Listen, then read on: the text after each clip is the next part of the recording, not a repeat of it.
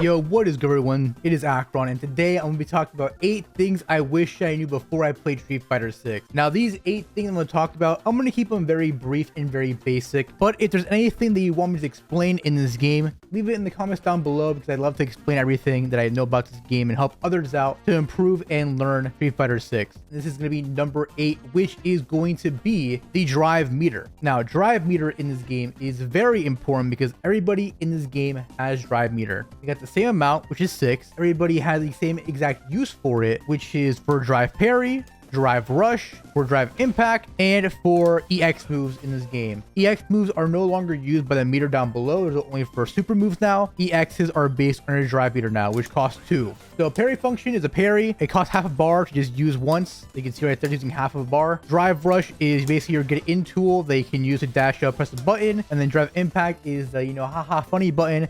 Unblockable, but they can do drive impact back to beat your drive impact and punish you. And then EX moves, like the older games, are just powered up special moves. So regular Hadouken and then EX Hadouken, it's just the same thing, but with 2 punches instead of 1 punch. Drive rush and neutral costs 1 bar, drive impact costs 1 bar, and canceling a normal into drive rush costs 3 bars. Very important to take note of as well. Now we know the basics of drive meter. Let's talk about drive rush. So drive rush is you hold parry and you do 2 taps forward, double dash basically. Now this is very slow, surprisingly, right? I'm doing it the fastest I can right now, and it's pretty slow, which is why I'm going to tell you there's actually a faster way to do this without ever seeing, the blue aura, which is this way. I'm going to do forward, I'm going to press forward again. When I press forward again, I'm going to press drive parry with the second forward. So it's going to be forward, drive parry at the same time, like that. You barely see the blue on Ryu when I do this one. You see it for like 1 split second, but it is way faster than this one. You can tell, right? One thing I would say though is that this is not easy at all. You're not gonna get this on your first try. If you do though, you're goated, but just know it's not easy. If you mess up, you'll get like a dash like that. If you get it right though, you get this, and that's really good. That's tip number 7 on the drive rush shortcut. It's not easy though, but over time you're gonna be using this. It's gonna be very good, so it's worth practicing when you can. All right, now that you know about drive rush, did you know that moves out of drive rush are more plus? Yes. Insane, I know. So for example, right now Ryu's standing medium punch is -1. The frame data down below will tell you that. If you turn it on, it is -1, and then if I do drive rush into it, it is +3. Now wait a minute, that's kind of crazy. I know, I agree. His standing overhead, his forward medium punch, is -3 on block. Well, that's not good for you, because if you try mashing after this, you're gonna get hit. So I'm gonna make the Ryu do a light punch here after my overhead, and let's see what happens, because I'm gonna mash light back. I get counter hit because I'm -3, which means it's not my turn. Now, what will happen if I do drive rush with the overhead? Let's find out. Yes, I hit him because drive rush makes your moves have 4 more frames of recovery for your opponent. So how it works is that this is -3, right? So just add a +4 to your move out of drive rush, and now it's gonna be +1. Same thing for crouch medium kick. -6, if you do drive rush, you add a 4 to it, it'll be -2.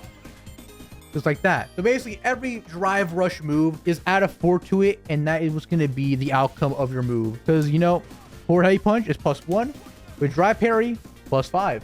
So yeah, you are more plus drive rush moves. So if they try mashing, you're mashing back, they can't do anything, bro, because you are plus. It is your turn. Same thing on the opposite end. If you're getting drive rush, just know that they are plus, and if you start mashing, they're gonna hit you. All right, let's talk about more fundamentals. All right, let's talk about anti-airing. In this game, people are gonna jump at you, and what do you do when they jump at you? That's right, you're gonna want to anti-air them, which is basically hitting them out of the air, making them get back on the ground, and make them fear ever jumping in on you.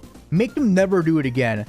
So for characters in this game, you have your dedicated anti-air button, which is for Ryu, crouching heavy punch and or back heavy punch to anti-air. Now, sometimes this is not going to be your go-to because sometimes it'll trade and or you'll be a bit too late. The next step to anti-airing is going to be using your DP move, which is frame 4. I'm pretty sure frame 1 through 4, it is air invulnerable. So even if you do it super late, you'll be able to hit them. Sometimes I'll mess up though. This is not easy. Anti-air DP is not easy at all. So if you feel like you can't do it, don't worry. Neither can I. It is not very easy. But yeah, anti-airing is very important in this game. This is gonna be a thing you will always be doing because everybody jumps at least one time, because jumping gives you a lot of damage. Why would you not jump, right? Make them regret it, anti-air them, DP them, and yeah. The next important thing is to know your attacks, because knowing what your attacks do is very important. You know, light punch, medium, heavy, light kick, medium, heavy kick. If you play on modern, it'll be a bit different for you, but overall the moves, you gotta know what they do, right? The next important thing to know though with these moves is you gotta know which ones are special cancelable, because some of them are and some of them are not. And the reason why you want to know this is not because you can cancel these moves into a special move, right? As you know, the name implies. So crouching medium punch, special cancelable. You can go into Tatsumaki, you can go into Hadouken, and you can also go to Super as well, like that. But some moves do not have that same privilege. For example, reuse medium kick. Very good, you know, long distance poke, but you cannot special cancel it. So you cannot cancel into Super because that is not combo. Can't go into Hadouken, can't go into Donkey Kick. You get no combo out of it, all right? Another thing as well, special cancelable moves can also be canceled into Drive Impact, like that, really fast. Corner would be pretty good, like that. Get a combo. Pretty good. You can also cancel it into Drive Rush as well. I mean, one of the main things in the game too, like right here, like that, you can do a Drive Rush after this. And again, though, you cannot do that with standing medium kick and or forward high punch or slower punch. You cannot do any of that. The reason why it is so important is because you are able to cancel a move into Drive Impact. If your opponent does Drive Impact on you, you're able to do it back instantly. So I'm gonna put it on the Drive Impact defense practice. I recommend this to everybody to try it out. And you see that? Bam. That was a bit too slow though. I'm gonna try to do it instantly here and try to get it like right there. What I did is I did a medium punch, right? I did it and I hit him, but I noticed, oh wait, he did Drive Impact, and I canceled immediately into Drive Impact. A thing you gotta know is that if you do a special cancelable move and you hit their Drive Impact, you're not done for. You gotta take that moment to react and do your own Drive Impact back. If I did something like medium kick here, I would not be able to get out. Yep, you can't cancel it. I tried canceling it, but you can't. It has too much recovery.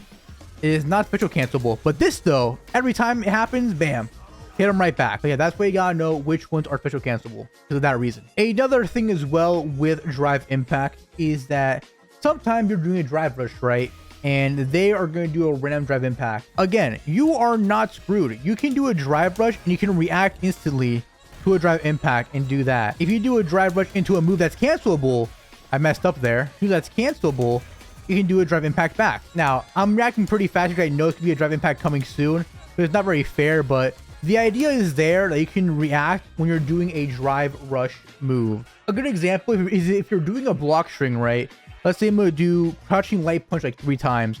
If I do this, you can react and beat their Drive Impact if you're doing like a special cancelable move. But also if you do something like this, right? You do this, you can immediately cancel the Drive Impact. You see that. Fully commit to doing this. Into that. See, if you were going to already commit to the crouching medium punch into Drive Rush, and you notice that that's happening, you can easily just Drive Impact.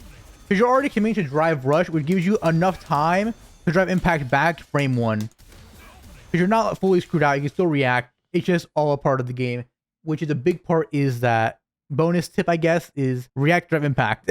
Forehead, right? But it's true though, Drive Impact is very important to react to. Now, what will happen if you run out of drive meter? Great question. Look at my buttons, right? If you're burnt out, this is what happens to you. I am now +3. I am +4. And I am 0. Now, if he was not burnt out, this is what would happen, right? My medium punch would not be +3. It would be -1. Crouching medium punch would be 0. And standing kick will be -4. So again, what has happened is basically when you are burnt out, your opponent's moves are more plus. And if you are facing against somebody that is burnt out, your moves are more plus now. It is basically like somebody is getting Drive Rush indefinitely in a block string, essentially. Because Drive Rush here, +1. In Burnout, +1 as well. Kind of crazy, right? It's pretty insane. So you gotta watch out for that. And not only that, in Burnout as well, you cannot Drive Impact, you cannot Drive Parry, you cannot Drive Rush. You have no access to any EX moves at all. And because of that, your only DP that is invulnerable is EX DP, OD DP. And you're unable to do it, being only able to do your regular DP, which means you cannot mash out and have any invul moves outside of your supers, which is pretty bad. And the worst part about all of this is that if you get Drive Impacted in the corner, You hit that wall, you are stunned. And you are taking quite a bit of damage if you get stunned. Because it really depends how much drive meter your opponent has and what meter they have in the bottom left as well. But you could lose a lot of your life from being in the corner. But you're saying, oh, dude, if you're in the corner, just jump out, right? Don't get drive impact, you just jump out. What if I told you there's a way where you cannot jump out? Would that be crazy or what? So I'm going to set the bot to forward jump on block and on hit. So on block, he's going to jump out. On a hit, he's going to jump out. All right, he's burnt out. He jumped a ton, he's burnt out. Now, if I were to just do a block string where I do this, that, he jumps out. But if I do standing medium punch, touch medium punch, remember I'm +3, right? Into drive impact, he can't jump out. He was set to jump out, but he couldn't. There was no way he could. Characters in this game are able to set that up with probably just a medium punch in general, more than likely. Check out what works for you for your character, but yeah, it's pretty messed up in the corner because even like right here, I can do it right here too. He can't jump out.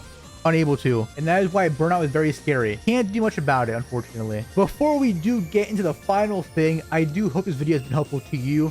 You at least learned one thing, because the goal really for these videos that I'm making here is just to help others improve and get better at the game, because this game is very fun. I want more people to play it, so hopefully this video can help you. If you like the video, make sure to like. I'd appreciate that. But all right, the final thing that I gotta teach you all is this. All right, so I'm burnt out. I'm in the corner. As I said before, there is not much I can do if they drive impact me, make me block, right? What if I told you there was a way to beat drive impact? What if I told you there was one way? Let me show you how to do it. Check this out. Ooh, I reacted. All right. You can super through drive impacts in this game. And it is even better to do that when you're burnt out. When it's your only option left, you have to super. If you are stuck in this position I'm in right now and you don't super, you are going to be in a very bad position. So you got to just react.